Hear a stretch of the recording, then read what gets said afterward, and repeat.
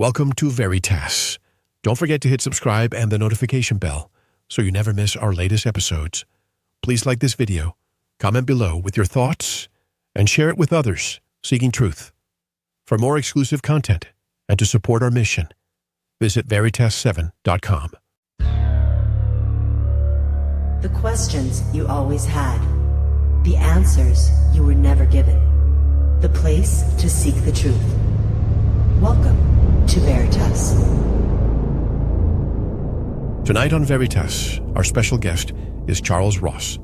He was born in East Germany, raised in the heart of Shakespeare's Stratford-upon-Avon, traveled through Africa, and now makes his home in Taiwan. That life journey has given him a perspective few can claim. It is the perspective of someone who notices what others overlook.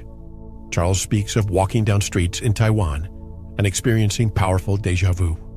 He sees train stations, cobbled alleys, Roman villages, even European architecture that simply should not be there. While most pass by without a second thought, he feels a memory that seems older than the place itself. It is as if the stones are speaking, and he happens to be listening. His research takes us across continents and across time. We will explore heraldry, where black royals appear in coats of arms, yet are later labeled as servants. We will ask why lions, towers, and crowns appear in families whose names remain common today. We will look at maps that once displayed Tartaria, a vast land now erased from mainstream history. We will study statues and crests that feature the double-headed eagle, a symbol carried by empires from Austria to Russia. Why does it appear everywhere, and what story does it tell? Charles also leads us into the world of technology and architecture. We will examine photographs of the great world fairs, filled with palaces and domes that appeared and vanished within a season. We will discuss Tesla, the Baghdad battery, and energy systems that may have promised free power for humanity. We will consider pyramids in China that remain hidden from researchers, and the strange harmony between sacred geometry, human anatomy, and music itself. What emerges is not just a story about history, but about us. Who we are, where we come from, and why certain truths seem to be buried while others are celebrated. Tonight, Charles Ross joins us to bring forward those forgotten fragments and to ask us to see with new eyes. Charles Ross is coming up next. Welcome to VERITAS. If this is your first time listening, welcome home. To access tonight's full interview and all of our exclusive material, simply join the VERITAS Plus family by clicking on the subscribe button at VERITAS7.com. While you're there, don't forget to visit the VERITAS store, featuring a range of great products, including Focus Life Force Energy. Experience the benefits with a 15-day free trial of FLFE, no credit card required. Also, be sure to explore our enhanced VERITAS Plus transcripts, offering full transcripts, comprehensive analysis, and exclusive insights for every episode. As a VERITAS Plus member, you'll receive a 50% discount on these enhanced transcripts. Want to get in touch? Be a guest on the program? Suggest someone or share feedback? Just click the contact button at VERITAS7.com. So sit back, relax, and enjoy tonight's program. You can find him on Facebook and Instagram as Charles Ross. And directly from very, very far away in the island of Taiwan, I'd like to welcome Charles Ross. Hello, Charles, and welcome finally to VERITAS. How are you? I am very excited and thrilled to connect with you and to finally get a chance to do this. Yes, thank you. I'm fine. It's my pleasure. And we were just talking offline. This is a topic that's been taking the world by storm. And for the past few years, and I have to thank our soon-to-be your good friend too, by the way, I introduced you to her, Michelle Gibson. I have to give it to her. She was the one who really introduced me to all of this. Michelle, Guy Anderson, now you, and there's a lot of people out there doing research on this. This is really, really opening people's eyes and minds. And a lot of travelers, people who travel around the world, they see architecture and they tell me, you know, I've visited this place 10 times, and for the first time, I'm looking at it with different eyes. But first of all, give us your background, Charles, for those people who might not know who you are. Yes. I almost forget sometimes to talk about myself. So my own background is very interesting, actually. Uh, I I was originally from East Germany before the fall of the German Democratic Republic, and that was a very strange time. But as a child, you don't question things. You sort of just go through the motions. Um, at about 9 years old, I moved to the UK, and I lived there for about 20 years. Then I traveled after university. I started to travel to extensively around Europe, Africa, and Asia, and I'm now living in Taiwan, which is actually known as the Republic of China too. So it has like a very strange situation. In a lot of ways, it's similar to living in the German Democratic Republic because it's a country that has this issue with identity. By the way, why do they call it the Democratic Republic of Germany? I always wonder that. Oh yeah. So I think that calling it the German Democratic Republic was a little bit less scary, but it was simply a country that was divided into the American, which is the Tartarian lineages, and the barbarian, or the Bavarian as it's now known, which is the Russian communist framework. Now, is that mainstream knowledge? No, but basically, why would you call a country a democratic when it has no democracy? You cannot leave the country, and only people part of certain societies or working for the government can actually move between the East and the West. Um, Now, I think this is all connected to the reset and the human reaction to something that people couldn't fathom, which is basically a memory wipe. So I mean, there was definitely a fear of the German people and their the Moorish heritage. So you create an empire that is divided, cannot unify. But the problem with Europe is you can't do that successfully. So people were running across the border all the time. Even my own family constantly moved between East and West. Um, I mean, this kind of thing was very successful in East Asia, especially with the British dividing India into like Pakistan and India, and which is also like a Mughal empire. So it's also, I think, like another powerful Moorish empire with a lot of energy and a lot of passion and a lot of creativity. And I think, I mean, our narrative with World War II, you sort of had to do that. You had to divide the people, try to turn them against each other. And that's still there today. I mean, if you go into East Germany, you will know you're in the East. If you go into the West, you will know you're in the West. People dress differently. People have different political opinions, and they still kind of hate each other, to be honest.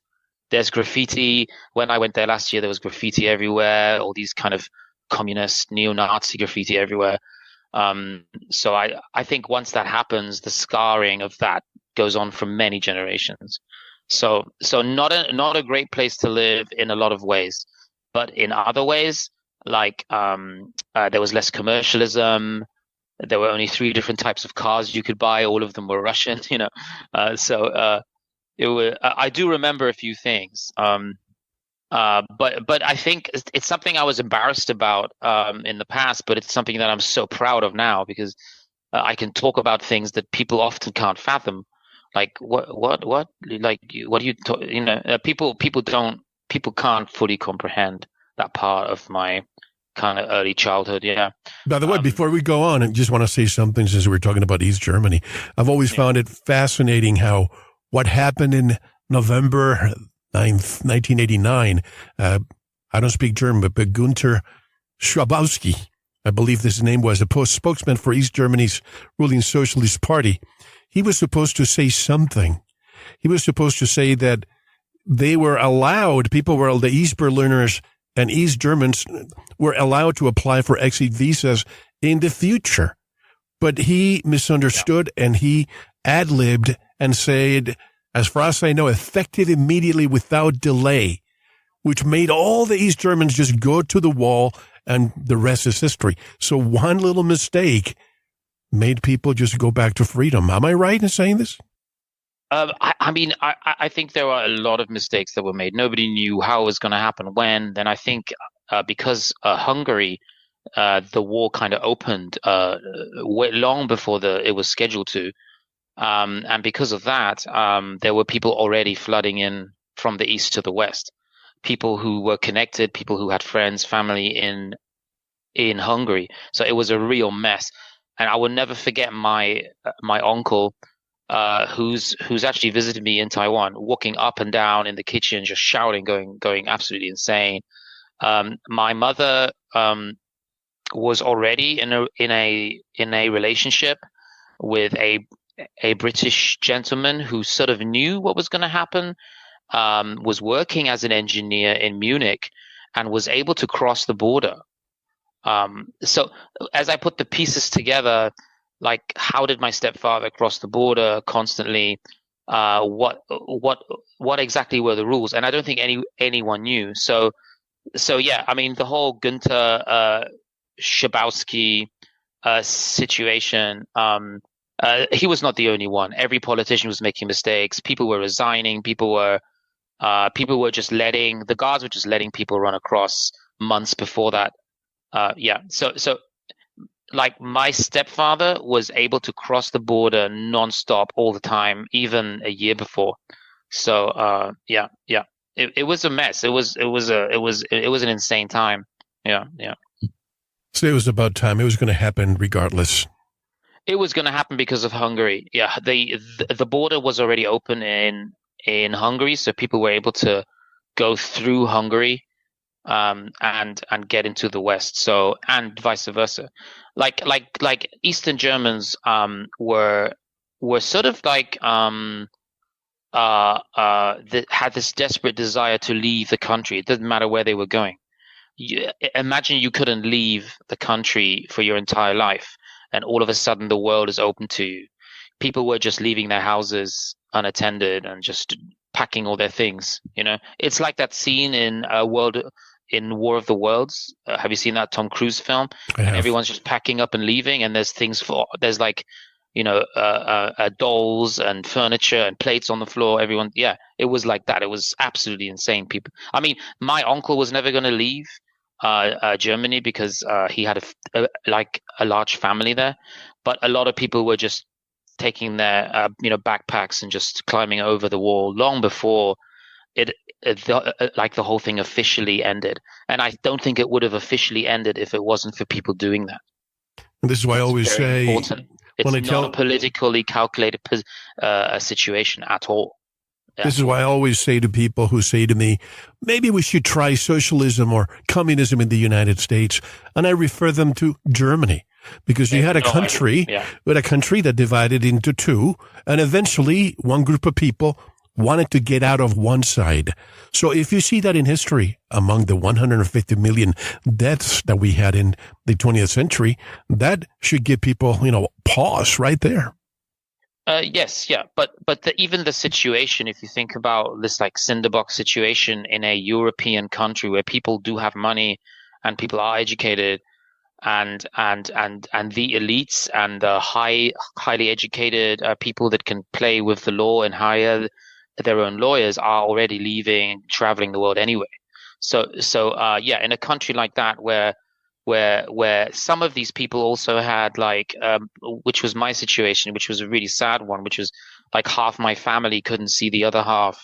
Like two of my, I think one of my uncles and my grandfather couldn't see my grandmother for like a few decades because of this.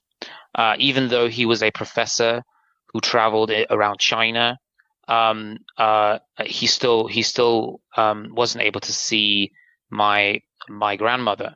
And one of my eldest uncle wasn't able to see my eldest aunt. My mother was obviously East German, so she she couldn't see her younger brother.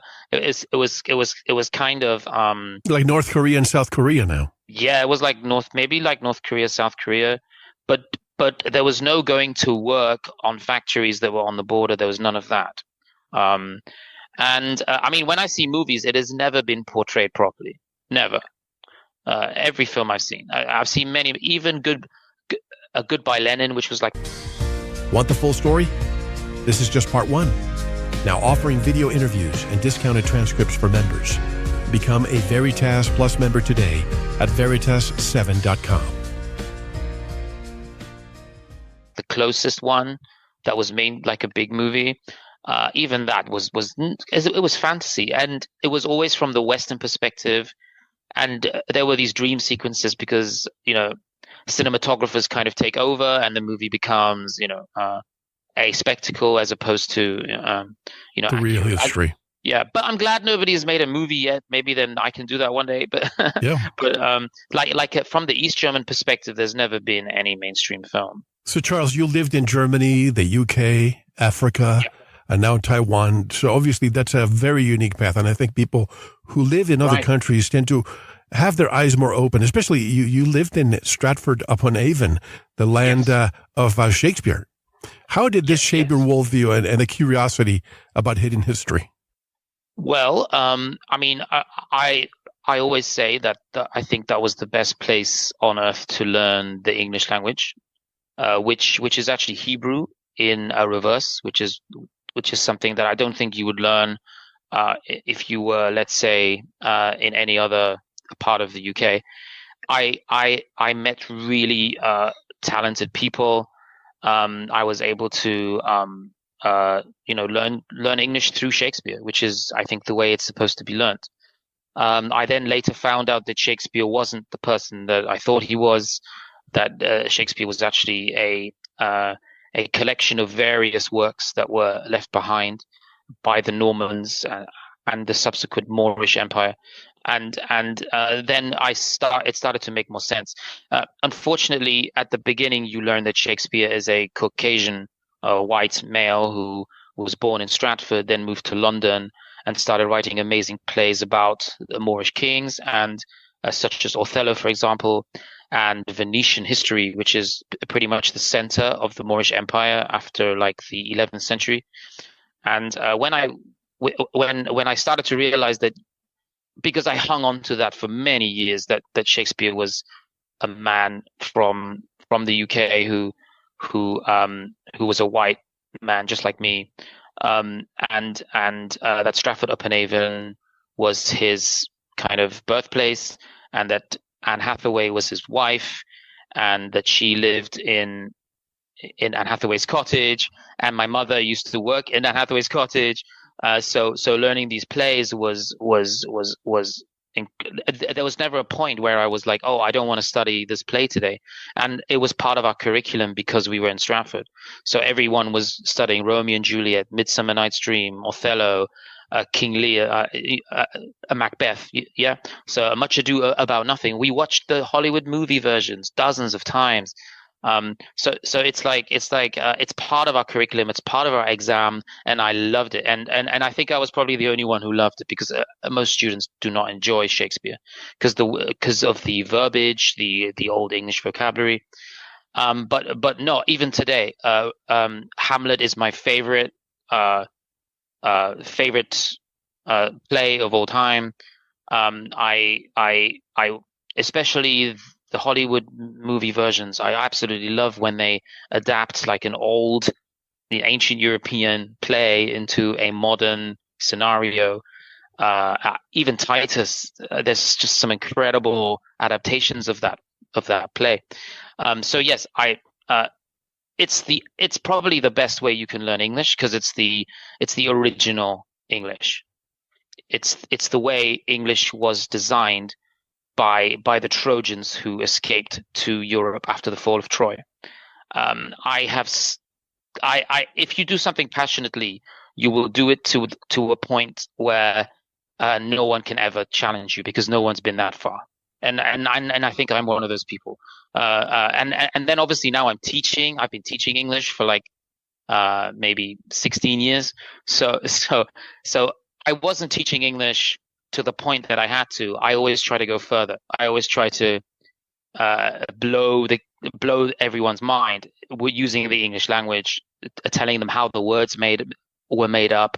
So magi, magician, nation, imagination, and the negative, especially the negative contractions with English, which works so well. So we're always asking, aren't you, haven't you, didn't you?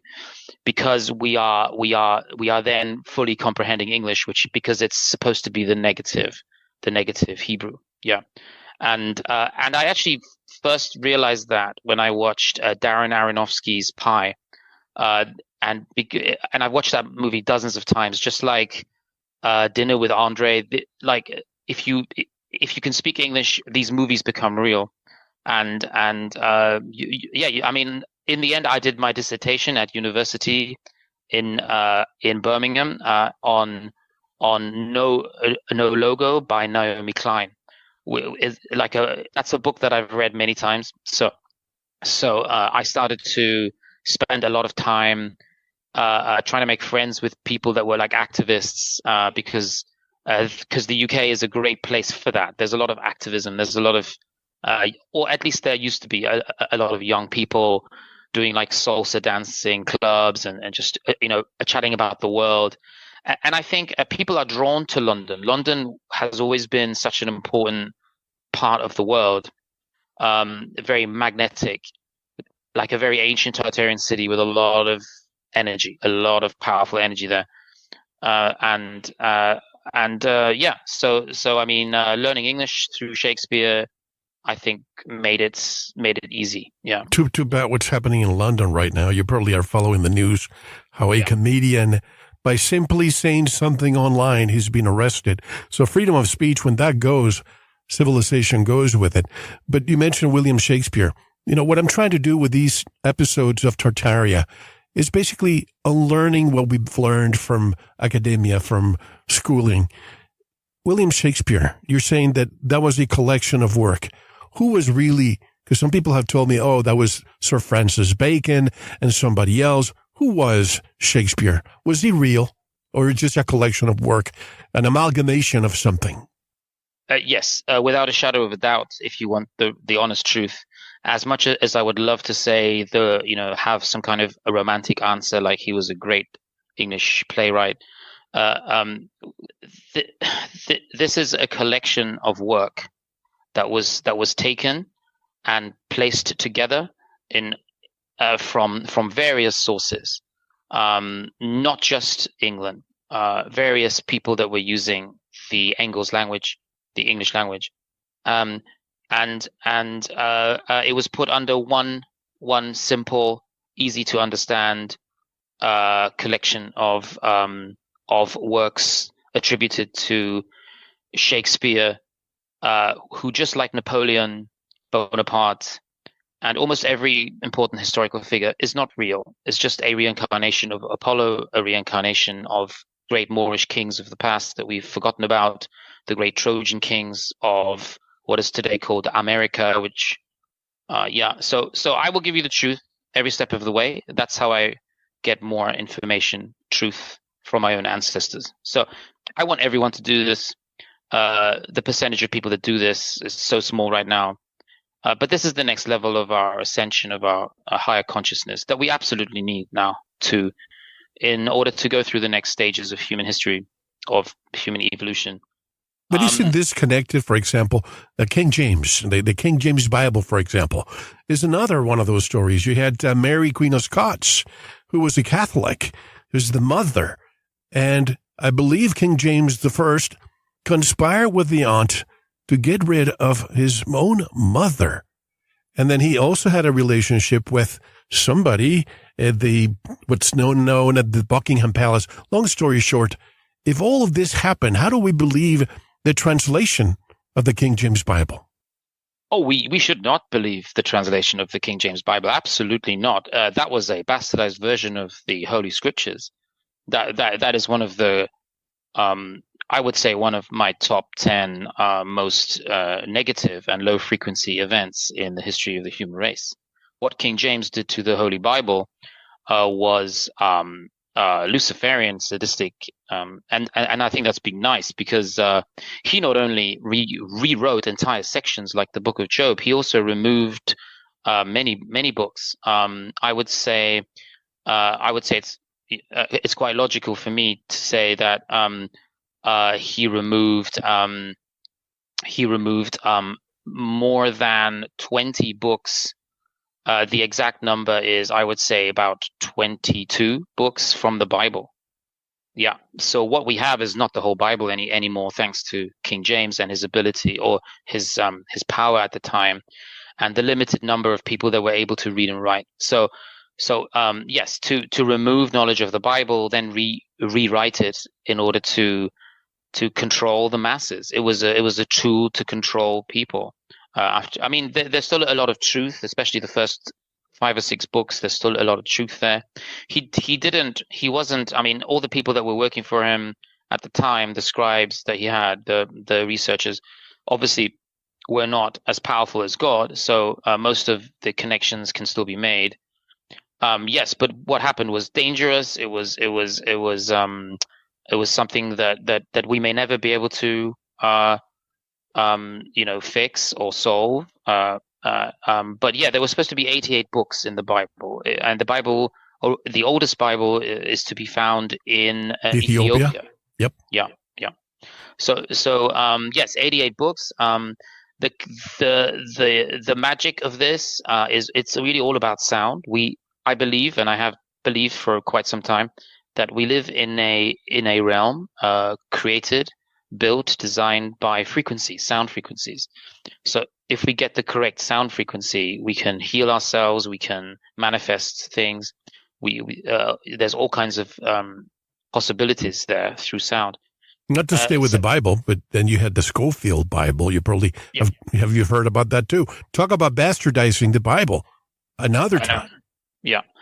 Yes. So the harpsichord, each string of a harpsichord is a frequency. That frequency is manifested by a book in the Bible. This is my opinion based on my own research. So we've had 88 books. We've laid that flat, and we've created a piano, for example, like a long piano, like a full piano with all the keys. So 88 keys, 88 books. Each frequency was supposed to connect to each book. Each book deals with a different part of, it's an instruction manual. It's full of illustrations, allegory, double entendres, and I don't think many people fully understand the Bible even today. I think if you take Revelations literally, you will never understand it, for example. So we have to do that with the serpent and the lamb. This is a good example that I always use. If we look at the frequency when we start to talk about the Lamb of God and the serpent on the tree of life, that is not only a story, that is also a metaphor, because the venom of a serpent, one of the only really dangerous animals within nature, if you are bitten by it, modern day antivenom is derived from the blood of the lamb. So that is biblical information manifested into a modern frequency, or because everything is frequency, everything's sound. So the antivenom of the lamb is the medicine that solves in the most complete and effective way a venom that is derived from the snake. So there's also, like, the snake venom is very important even today. It's like it's still, I think, one of the most powerful kind of lessons that kind of almost grounds us and has us sort of maybe think about God. I think the closer we get to any kind of serious physical ailment, we do become closer to God. So I think that's the reason for that particular parable. But I think that theme runs throughout the whole Bible. That's what makes the Bible so powerful, that it can work on all these different levels. By the way, that was a great eureka moment, what you just gave me. 88 books, 88 keys, all sound. And that brings me, and I don't mean to deviate, you probably have heard of astrotheology, when you have the Son, Jesus, and you have the let's call them the apostles, 12 of them. So it seems like everything's by 12s. 88, I mean, you have all these 12s everywhere. But let's go back to the déjà vu in Taiwan, because once you were there, people who were born and raised in Taiwan maybe don't see it, but you grew up you saw East Germany, you saw the UK, and all of a sudden you see train stations, cobble streets, Roman-style villages, almost looking as what you left behind. And you probably thought, wait a second, these two countries were not linked. How did this happen at the time? Yes. 17 seasons of uncensored interviews. While you're hearing part 1 with ads, Veritas Plus members get part 2 immediately, plus video interviews and discounted transcripts. Become a Veritas Plus member today at veritas7.com. Yeah, it concerned me, but not until I started to sort of have more time online, because I was teaching online during COVID, so I was spending a lot of time online, and I started to say, okay, let's just see if there's more places like this, and I found like Greco-Roman temples, Germanic train stations from the 1800s. I found like ancient fountains, and then obviously because my wife is Taiwanese, she sort of knows what things looked like when she was a child. So there were a lot of fountains removed, a lot of marble fountains, and I've always believed that these are a recalibration of water. There's different levels of oxygen in water. The oxygen, for example, in our body, it's not the same as the H2O that you see in a stream or in a bottle that you buy at the store. I mean, they have different names. The names keep changing every few years. Like I think it's HZ water or oxygenated water. So there's different waters, and water irrigation is such an important thing because it takes a very sophisticated empire, civilization to create water irrigation.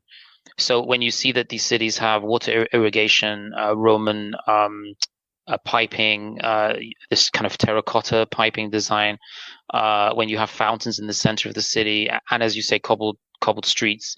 I mean, the sound of the cobbled streets has a real thing with me, like a real frequency, because that's my childhood. That's, like old German towns. So then I looked into all different, what empire could it have been? And I keep coming into this sort of war where there's this narrative in Taiwan that everything is Japanese colonial empire. But then when you find out that the Japanese were really only here for like 45, 50 years, that can no longer make sense. Then you look at previous empires and you always have this flag of this tiger. This is obviously where the word Formosa comes from, because that's how it was always labeled. Then you find out that a lot of streets and cities still have Latin names. And that is mind-blowing, because you can then translate the Latin. You can find out that the river is called Love River, just like the Roman cities. Some of the cities have names like City of Kings, so they translate into Latin. One of them was Mushroom City because they were growing mushrooms. So I don't think that's coincidence. And so Google Translate, very useful. Translates. And this is not Hong Kong, where you would expect some English names. Yeah, no, this is not Hong Kong. But then the sort of local researchers probably are following me, and they started to change their stories. So when they originally said Japanese, they changed their names of the places, and they started labeling them as Baroque, which is something that I did. I started calling everything Baroque architecture, but then I started using Byzantine, and then they started using Byzantine. And maybe it's an awakening that is happening everywhere, or maybe the tourist bureau is kind of following me and saying, oh, this guy's obviously knows what he's talking about. And I mean, I've done videos explaining symbolism, Christian symbolism, like Venus shells, apocanthus flowers, the fasces, the Roman bundle of twigs. I've seen this symbolism all over little rural villages in Taiwan. And I'm saying that is not Japanese. That's impossible. Sometimes I get really passionate when I'm doing like a little video, and I'm like, What, this is ridiculous. What is, but I like that they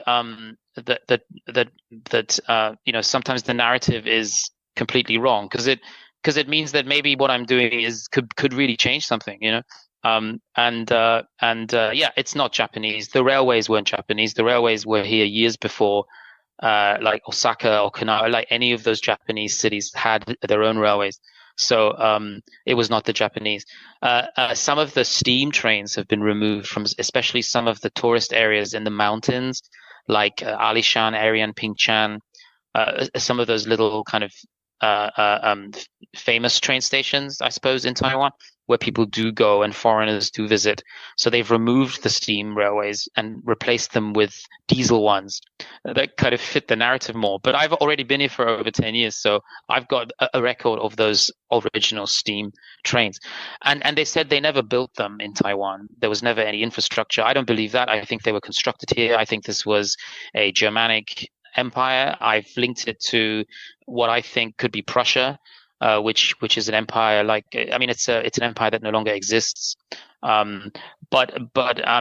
So when someone tells you, oh, there's a theory about Tartaria, that there was this one world sort of empire that was very sort of Western European, what we now would call Greco-Roman architecture, and then there was the second one, which is the Germanic one, where everything does have spires and cobbled streets and railways, and like everything feels industrial era. So that's like a second empire that happened sort of after this first empire, which we would consider to be Roman.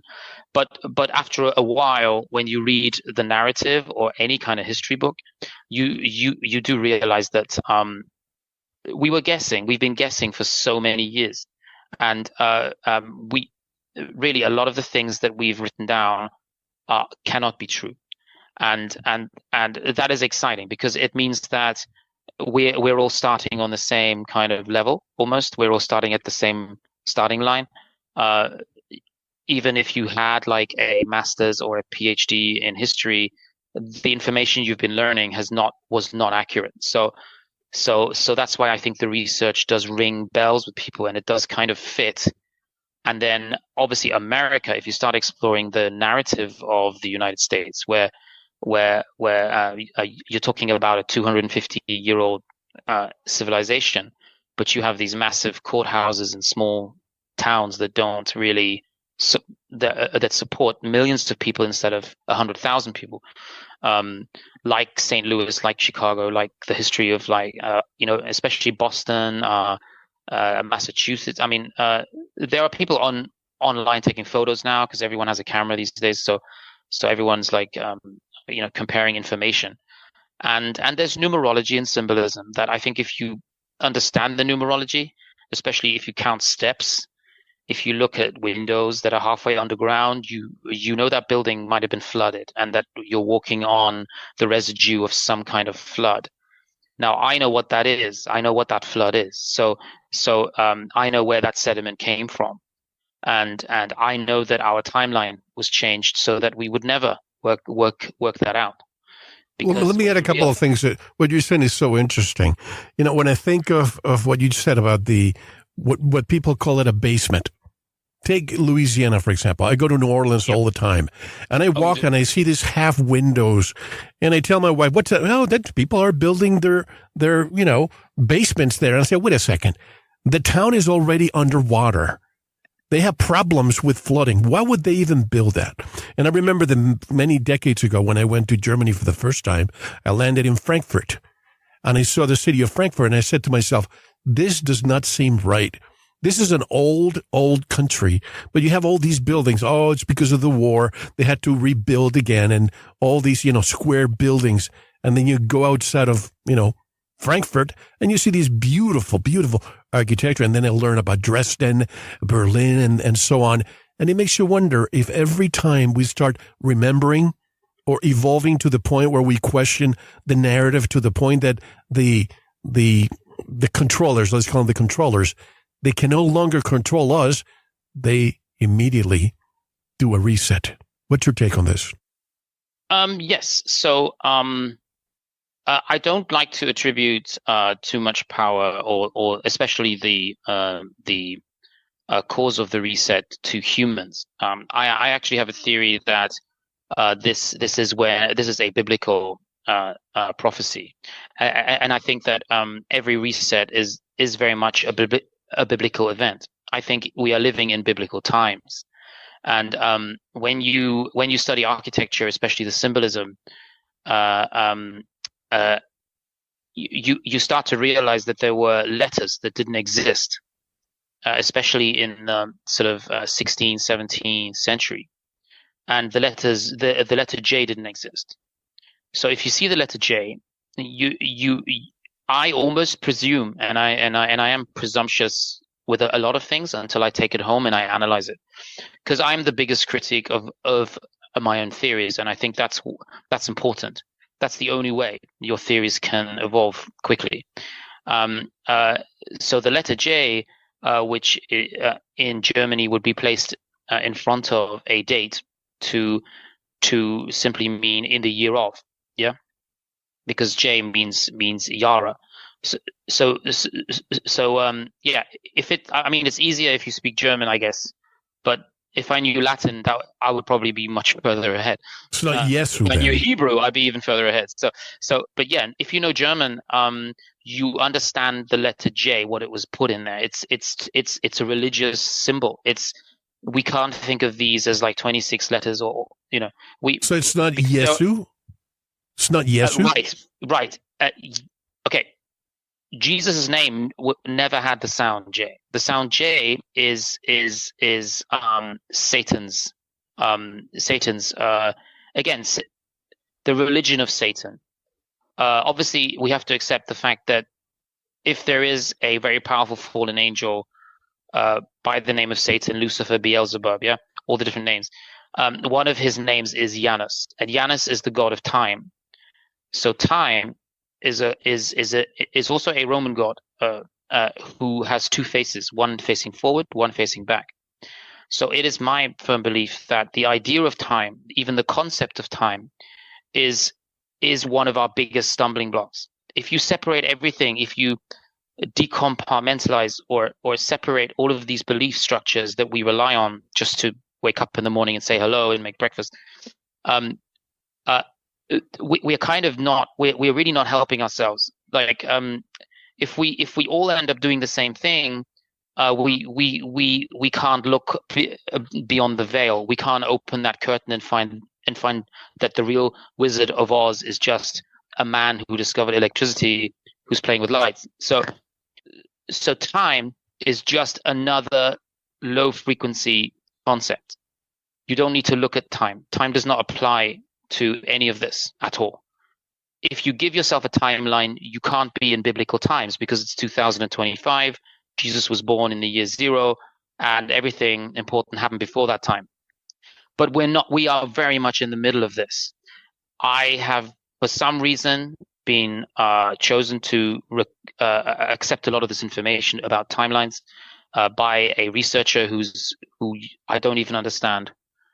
Yeah, I don't even understand what she's talking about sometimes, but she sends me a lot of information and I try to understand it. And one day I might understand it. But the letter J didn't exist. So we used to have an I in front of our date. And we've mistaken that I for a 1. So we've added 1,000 years inadvertently onto all of our timelines. So you really think that there were some changes throughout history of our calendar, some added months, days, but some people say flamenco that maybe 1,000 years was added to it. So you think that our history is much shorter than we're led to believe? Absolutely, yes, 100%. Yes, those whole dark ages were probably where the Moors rebuilt Europe. So we destroyed all of that. That's what the church did. Before the Crusades, we destroyed all of our history. We burnt it. Imagine 100 times worse than the Library of Alexandria. We did that. But there was one group of Christians who didn't do it, and those were called the Dominicans. And I think Taiwan is kind of one of the countries they were allowed to sort of survive in, including Portugal. They were allowed to survive there. I think it's the same in maybe the city of London, which is not part of the UK. So those areas, I think, still have the libraries of the Moors. That's why they're called Morrisons. We still have Moor Street, Elephant and Castle in the UK. We still have all of the names of the Moors. I think we still kind of secretly admire the Moors, but the Dominican Orthodox Christians did not burn the books. They memorized them. The church obviously thought that they burnt them. So what they did is they had a man like an agent standing behind the fires, and there's paintings of this. And I don't know why they did this. There was another church, another secret faith that I haven't found the name of yet. But there's entire black nobility that still survived. So what did they just pay the Inquisition off? I don't know. I'm still at the beginning of this, especially Spain. Spain must be absolute treasure trove of information there. But the Spanish hold on to that information. They don't really talk about it. But Loving this interview? We have 17 seasons of content just like this, plus part 2 of every episode, all ad-free for Veritas Plus members. Become a member today at veritas7.com. But the Dominican Orthodox Church, and they have a lot of buildings in Taiwan. I think that these are the people that I hope one day they can even just, I don't know, have a conversation with me, because they did not burn it. They memorized it. They had people that were of such a high consciousness that they could memorize these entire books, and they would basically say yes or no. That's all they ever did to the people that they bribed. They said, yes, I've seen that book before, keep it, don't burn it. And then they just started chucking them all on top. There's books about this very story. This is a very well-known theory that they kept the Moorish science, because the first universities in Europe were Moorish. Iberian Peninsula, all of our education, they still have Moorish statues in like big universities like Harvard, even today. And this is another part of that awakening. When you find out that the Moor is the Tatar, when you find out that the Aryan was the chosen people in westernized, cultures, like after the Visigoths were defeated, they chose certain areas. Germany was one of those. I think they just chose it because it was in the middle of the landmass. Yeah, or they found people there that were also very kind of open-minded, maybe.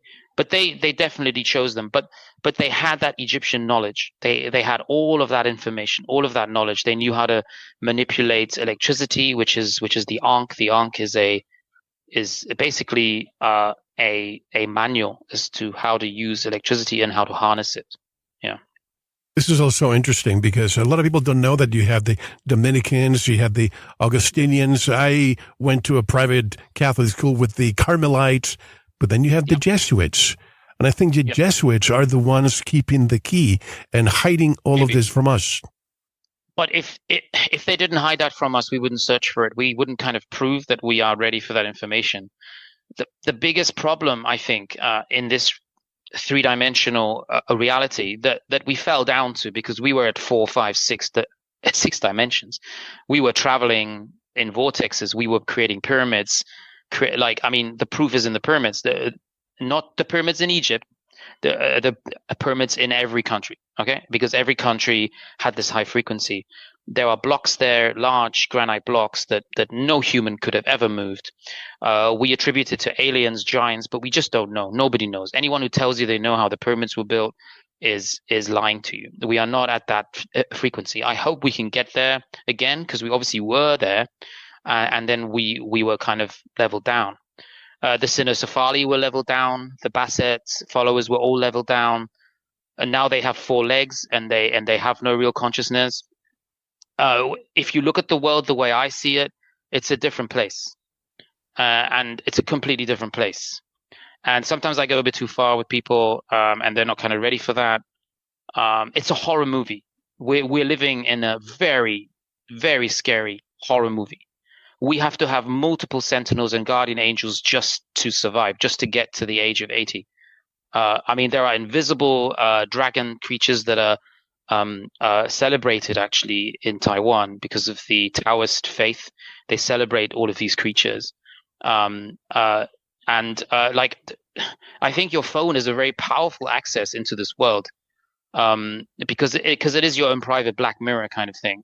And your phone can be used for good and for bad, just like your brain. Your brain is the most powerful computer on earth. No human being will ever create anything. Like, AI doesn't exist, by the way. AI is not a real thing. It's just advanced search engines. Yeah. There's no such thing as AI. We cannot create life. Life is only created through the womb, through the portal. Yeah. But you mentioned the Chinese calendar. I have to ask you this: 12 Yes. animals. 11 of them are known animals, but one of them allegedly is fiction. Could it be that dragons really existed? Well, dragons are rare, but there are dragons all over the world. I just saw a video yesterday where someone found one in a cave in China. They have multiple footage. If you join some of the Chinese social media, so I don't want to advertise any social media in China, there are dragons flying all over the place in China. Yeah. What do you think the purpose of dragons was, and why are they deleted from our history? Well, if you allow people to see a dragon, then you know that the only reason that we have survived as a species, if you like, it is because of God. Because there is no way a dragon can be killed by a human. That was the very early necessary narrative. St. George and the dragon. Even in Germany, there's many stories about defeating dragons. Humans can't defeat a dragon. There's no way. It doesn't matter how much armor you put on. The only reason why we evolved to create all of these chain mail and breastplates was like to create like an energy chamber that could protect us, that could make us more powerful. But against something like a dragon, which is an animal that is now rare, it is not an animal that is extinct, but it is an animal that is now rare. I mean, you have very large lizards all over the world, dinosaur bones all over the world, and when we find out that dinosaur bones are actually dragon bones, when we find out that that most of the dinosaur designs are actually ancient creatures that used to fight in our armies. Yeah, I mean, there's oil paintings of dinosaurs, but calling them dinosaurs separates them from the whole dragon lineage, and obviously the 12th animal is the dragon. But I found out that there's actually 13 animals, like there should have been 13 months. So yeah, or 13 constellations of Fucus being hidden from us. Yeah, so one has been hidden. I don't know why one was hidden. I think it was quite important. But all the months of the year used to have the same number of days. October used to be the 8th month. Octagon, octopus. Right. 28 days per month. Every. I think Sol is missing, but Sol is the soul, and Sol's the connection with the sun. So maybe the connection with the sun wanted to be severed. Maybe that was like a demon giving someone great wealth if you can achieve this goal, you know? You know, I thought about you that when I was reading your story. I mentioned this a few weeks ago for the first time. I knew this person, never met him in person, but when the internet was created, you remember when all the forums were out there. So I met this individual, Jasper Sebastian, and he used to feed me information that now I'm getting, but back then I used to think this is just science fiction. He told me that in the old days, people will be reborn and they would remember their past lives. They knew exactly what they came to do, and the elders basically guided them into what they were supposed to do. And then now we just forgot. But you had a similar story. Your grandfather taught in China, and you seem to, maybe your DNA is connected to him, obviously, and you were attracted to go to China to teach. Yeah, I've had deja vus here that I shouldn't have had, that don't make sense. I think my last powerful deja vu was entering a building. It's usually around a building. So yeah, I mean, going to China is very exciting. I kind of grew up with a lot of souvenirs that my grandfather, who was a teacher in China, brought over to Germany. So like seeing those things every time we visited my grandmother who actually lived very close to Dresden, even had an apartment in Dresden. Um, we would always see these like Chinese gods. So that was like a very mythical place, a place that I had to at some point in my life explore. So I think we are drawn to places. But now I realize that places, time, all of these are illusions too. And as long as we allow these illusions to take root in our mind, we will always be far away from some place. But everything is inside you. Like all of the answers are already there. You are not really learning anything. It's all memory. So what I'm doing is I'm helping people remember, as I've been helped to remember things by people like Michelle Gibson, some of the most high frequency human beings. So I mean, these people find a way to communicate because that is their purpose. If you deny your purpose, you can't be happy. If you find happiness in something, then happiness is just a way for your ancestors or your human DNA, your genetic memory, to tell you this is closer to the path you're supposed to be on. This is what you were created for, and that's the only way we can ascend. Because I do believe there's a connection between angels, humans, I think even every animal we're connected to in some way. And dogs used to stand up like we do. They used to have backbones. They used to have backbones that were straight. They used to stand on two legs, just like me and you. Their faces looked like dogs, but they were human. Same with cats. Like all of these creatures, cats are not feline. I mean, if you look at their eyes, you can see they have reptilian eyes. So are you saying that there was some Egyptian god or Egyptian people kind of genetically engineered them? No. The problem is you're trying to compare everything to a low frequency, like high school education, and you're not going to get answers there. You have to completely unlearn things first. So yes, there are statues of people that had dog heads. There are Roman records of entire cities full of dog-headed men. There's armor that is hidden from the museums, but still in the private museums, of armor that perfectly fits a dog's head, including the rest of it. So you know that there's a shield, shoulder plate. There's the shield goes there. There are heads. There were people in the past that had the heads of worms, which is insane. I can't believe I'm saying this to anyone, let alone somebody who's, broadcasting. But there were. That's what I've found, and I've spoken about it. I've done more research about it. I've spoken to people who've also done research.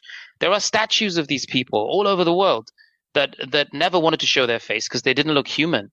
So they just wanted the tear of a young maiden to be rubbed on their faces, kind of thing. Nobody could ever see their faces.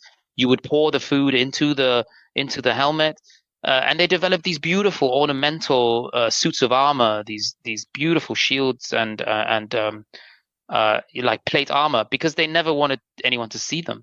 And obviously, those people have been removed from society, and then in the end, obviously, they no longer recreate, procreate and reproduce. And the same with the Blemmy. There are so many medieval manuscripts with people who had their entire heads inside their chest.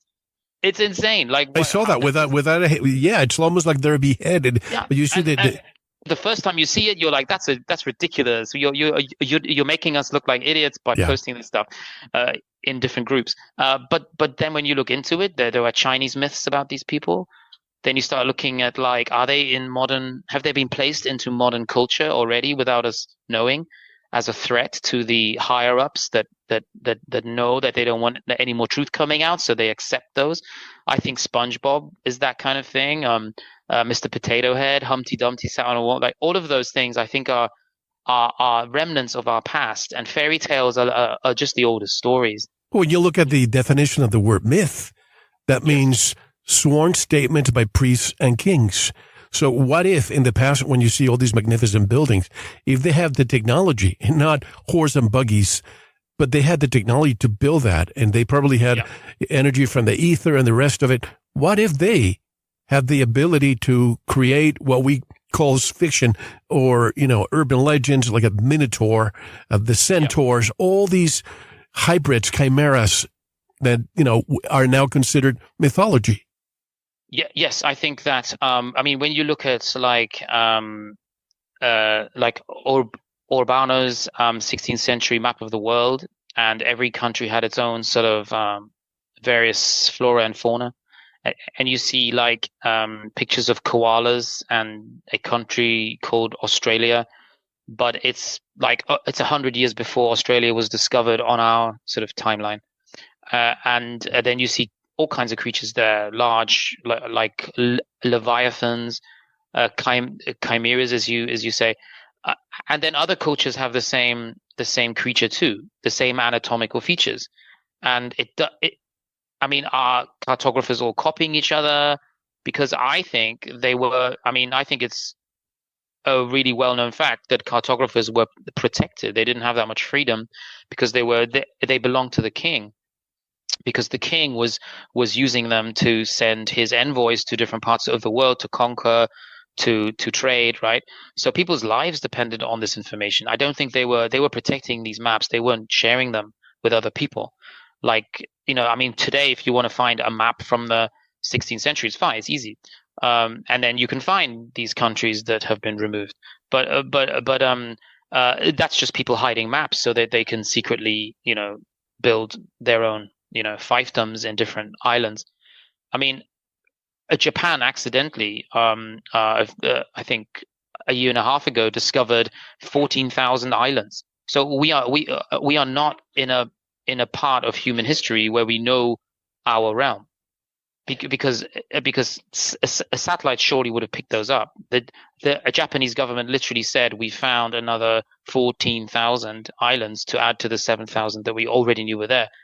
So no, it's an illusion to say that we understand the size of our realm, exactly how things work, because one day someone's saying, oh, there's the magnetic pole, then people say, oh no, we have a different pole now, we have a different North Pole, the new pole, the new North Pole. And then maps, obviously, I mean, I've seen maps of Taiwan, Formosa, where north is south, south is north. I've seen maps where the north is actually the The east. opposite. Yeah. So we were not all unified 200 years ago. Even 200 years ago, we were not unified. People were not communicating, sharing maps. That lends credence to the fact that I've been researching lately a lot that the East was here, the United States. The Mississippi was the Nile. And a lot of people would say, oh, this is ridiculous. Maybe you're going over to the deep end. But when you start looking at all the Grand Canyon, the findings of G.E. Kincaid, and the fact that the governments have completely blocked that area for anybody to see, and you can go to the Salt Lake City in Utah and go for the late 1800s first panoramic photograph taken in San Francisco, and you see the Russian Orthodox churches, and then you go to the east, Ellis Island, totally a Moorish building. Yeah. Yes, no, that's where Michelle Gibson comes in. Very useful. Her research specifically. I mean, there are like parks full of large boulders that were part of very large fortification ramparts and things, and they smashed through entire graveyards, but continued to use the gravestones that still had markings of people to pave the gutters, the gullies that would direct the rainwater, which is sacrilegious. But anyway, there's video footage that someone sent me of someone just kind of filming this gully, and there were these ancient marble dates and names of people, because they were gravestones. They were building all of the trenches, strengthening the partitions with old gravestones that they smashed to build their houses on top of the. And these were not like they had Roman numerals on and names of people. But if you look at old maps, someone must compare the buildings and do a full map of the United States in the 16th century. I'm sure you would find many large biblical cities where the names we would remember. And you are 100% correct. Egypt was not where Egypt is today. Egypt was absolutely 100%, without a shadow of a doubt, based on my own research, which is very much not mainstream in the United States. And even the Garden of Eden was in the United States. So the true old world, I like to call it, was the United States. E. Calloway. Did you mention that name, right? So no, I did not. Oh, okay, that's a book. Sorry, you mentioned Kincaid, the researcher. Oh, G. Kincaid, yes, the journalist. Yeah. So before the Smithsonian knew, but before the Smithsonian knew what the Grand Canyon was, that it was actually this giant city that I can only explain by saying science fictional city. Okay. The true Egypt, the true chemistry.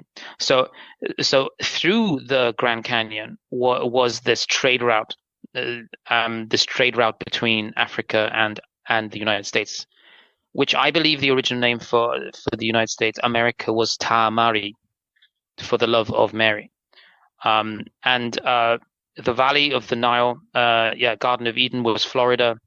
You've got like 1,000 times more kind of fertile land. Noah's Ark's wood supposedly only grows in Florida. Yeah, gopher wood, right? Gopher wood tree only grows there, and that's obviously how the Ark was made, to create something that could float at that scale. Then you have the four-headed river system, which is for me the main one, because that only exists in one place on Earth. So it's so easy. It's so easy if you know that, because the four-headed river system was the Garden of Eden, and that is Florida. So there's nowhere else on Earth that has that. So I mean, maybe someone will find a place, I don't know, one day. But that's Genesis 10:13, a river that went out of Eden to water the garden, and from hence it was parted and became into four heads, right? So yeah, I mean, Dison, Haviland were where there was the gold rush was because of those giant trees that were sealed. And there is the Bdellium.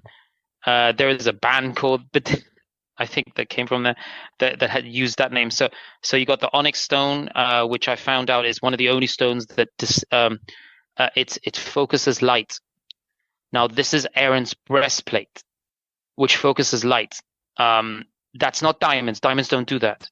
They built the entire city that way. The ground, the flooring was all gold and gemstones. They had so much of those resources. That was not rare. So it was all over gemstones. So the idea of high frequency, of levitation, all of that just seems like an obvious byproduct of the kind of cities that they constructed, made of gold. So I mean, gold was not even the most precious metal. It was just electromagnetically, effective. So the second river is Gihon, and that's the that encompasses the whole land. Ethiopia was there, Morocco, Rome, everything. Troy, it was all in the United States. Troy was actually New York now, I think. And when Troy fell, those people went to Scotland, Great Britain, because those were islands that were easily defensible. Actually, the name Scotland comes from the Queen Scotia, the Egyptian pharaoh, I think. And Britain, I've only just started to look into, because Britain also has one of the kings of Troy, one of the higher ranking. I mean, these were giants, by the way. We were much bigger back then, humans. So there's a Trojan prince named Brito, and that's where the name Britain comes from. So, there's a lot of information. Here in the United States, you would think that a lot of the names, and they are, the conquerors. You had the English, you had the Spaniards, you had some of the French in the South. But when you have over 40 cities in the United States, take Lebanon. 10 cities in the United States are called Lebanon. You have 5 cities called Damascus. You have 3 called Baghdad, 6 called Cairo, Mecca, Medina, and I could go on and on and on. Why would the Quakers or all these people that came in call these cities those names? Oh, because you can't change names very easily. I noticed that in Germany when they changed a street name to a Russian name, it very quickly went back to the old German. Because people have memories, generations of people, they live there. You can't change it. You can change the reason why by manipulating the narrative and re-education, that whole concept. But it's very hard to change the name of something. Even like most of the cities are so similar. Like Chicago was Chilinga in the Native American Moorish tongue. So Chilinga became Chicago. So you kind of add a few things.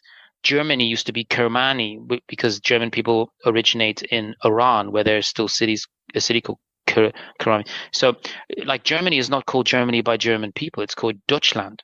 What's the Dutch? Well, the Dutch are like the Star Fort builders. They're the ancient Moorish noble ancestry of the Orange, House of Orange, Habsburg, Gotha, right? So no, there was like, if somebody gives you that information, look at the names, but don't look at the associated narrative, because you have to be critical of that. So yes, the names are so powerful because it's a specific frequency for where we are along this energy grid, right? Remember what I said at the outset, that we're talking here about frequency, that sound frequency is the key to understanding everything.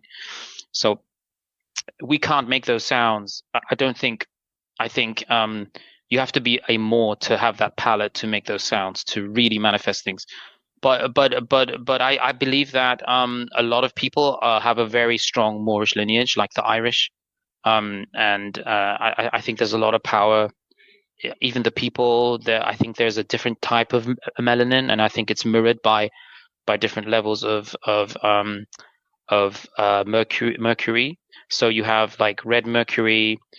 Some people don't believe that exists, that was like a scam to make money, but they say that about the crystal skulls too. They say that was a scam to make money. Everything sometimes becomes the scam to make money. It's just like the narrative where every great gigantic Roman vestibule or domed Senate building was a competition. They keep using the same narrative to distract you. So there's always these people, and you see it online too, that are trying to create almost this illusion, and they do knock off probably the majority of people that are working on some research or that have some opinion about something. But the more of this that you see, the less it kind of works. So there are people who know everything. And I believe this now to this day. What I'm doing, someone else has already done, and they already know, but they are not talking about it. No, hold it right there, because we have to break and put this in the second segment. It's a good segue cliffhanger. When we come back, I want to dive deeper. And by the way, those of you who are watching us on video, Charles has a presentation. He has several slides that I want you, if you can, because a lot of you I know listen while you're riding in your car and so on. But when you get home, then just watch the second part, because it's going to be a lot of visuals. But when we come back, one of the deepest rabbit holes right now, people ask, why is the Great Sphinx in Giza? Why is the nose blown off? The same thing with the statues of I'd always have a problem pronouncing Hatshepsut and Akhenaten. Same thing. Their nose are blown off. Even in Mesoamerica, there are some statues that their nose is blown off. What are they hiding? Could it be that these were high melanin people and they just don't want the world to know? Well, when we come back, we'll discuss all of this. Charles, how can people learn more about your work? And I want to get you and Michelle Gibson in one room one day, and maybe we can have an interview with you, Michelle, and Guy Anderson. That would be a great interview. But how can people learn more about your work, Charles? Yes. So if you want to find out more about my work, for now, I've been making a lot of short reels on Instagram. You can use the hashtag Charles Formosa, or you can just search for me on Instagram, Charles Ross. I'm also putting longer videos on YouTube, which I've started doing in the last 3 months, Teacher Charles TV.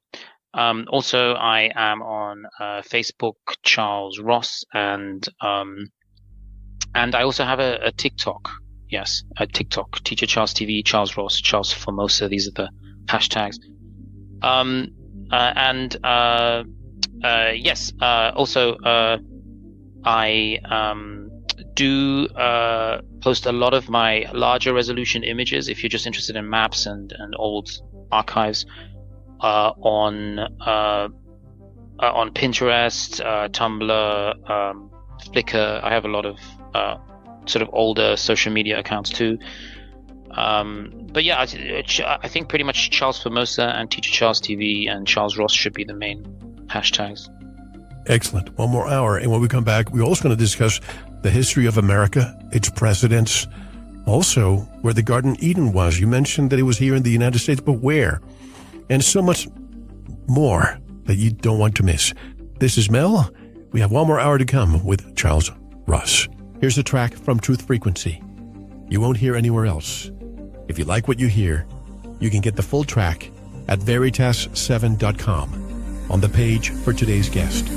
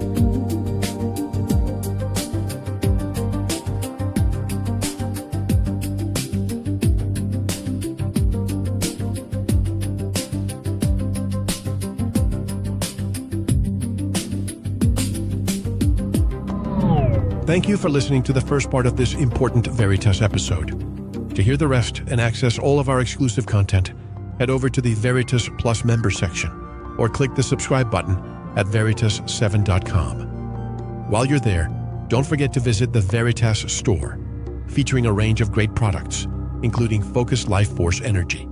Experience the benefits with a 15-day free trial of FLFE, no credit card required.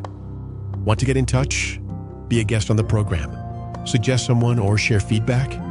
Just click the contact button at veritas7.com. Thank you for listening to Veritas, because you don't want to believe, you want to know.